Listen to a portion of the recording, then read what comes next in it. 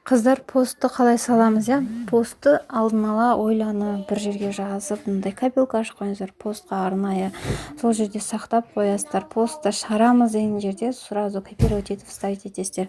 Енді оны қалай жасаймыз? Бірінші жазып алыңыздар, дайындап, сосын барып, не қараңыздар, бір копировать ету қалай жасалынады.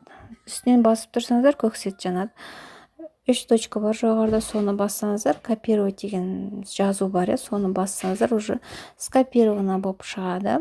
Енді прямой WhatsApp-тан шығып кетеміз да, Instagram-ға барамыз. Instagram-да уже сіздер мысалы осылай шығып тұрады парақшаларыңыз, иә? Пост алу үшін плюсик бар, ортада тұрған плюсикті басамыз. Ол жерге қалаған өзіңіздің бір мысалы, мен мына бір фотоны қоя салайын. Ол фотоны жылжыту, жақындату деген сияқты бар, бізде 5-6 фотоны жүктегіңіз келсе, мына жерді басасыз. Неше түрлісін таңдап аласыз, ол керек емес болса, бір ғана фото салғымыз келсе, оны өшіріп тастап, мына қараңыз, алыстату, жақындату деген бар.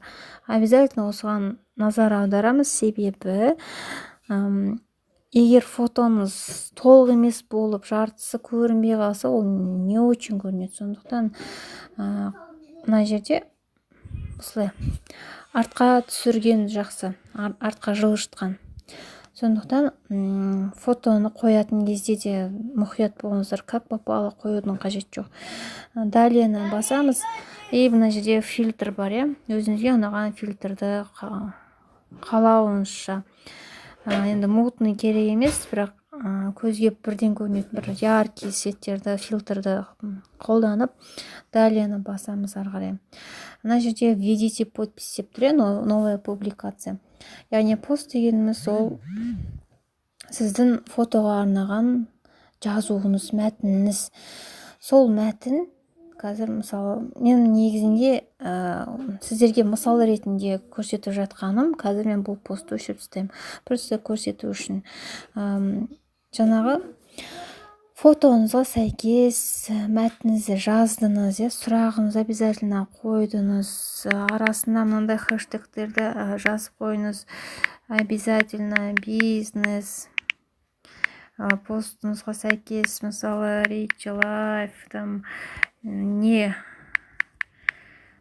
обязательно осылай хэштег жазып тастаймыз, онлайн, тағы қандай сөздер бар, тез сізді тауып алу үшін, посттың астына осылай жазамыз да, поделиться етеміз. Немесе мынау қараңыздар, хэштегтің орнына мен берілген хэштегті жазып қоясыздар. Мысалы мен қандай хэштег берем, бүгін соны копировать етіп мына жерге жазып қойсаңыздар болады. Өйтіп деген сияқты. Ары қарай поделиться етеміз. Завершение болғанды күтеміз. Завершение болды. Қараңыздар, мен постым салынды. Енді менің парақшама барайын. Міне, менің постым салынды.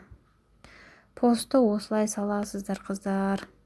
Ол постты өшіру үшін де міне 3 точка бар жанында, фотоның төбесінде удалить деген жерді бассаңыздар болды. Публикацияларыңыз, яғни посттарыңыз уже өшіріп кетеді, егер ұнамай жатса сіздерге.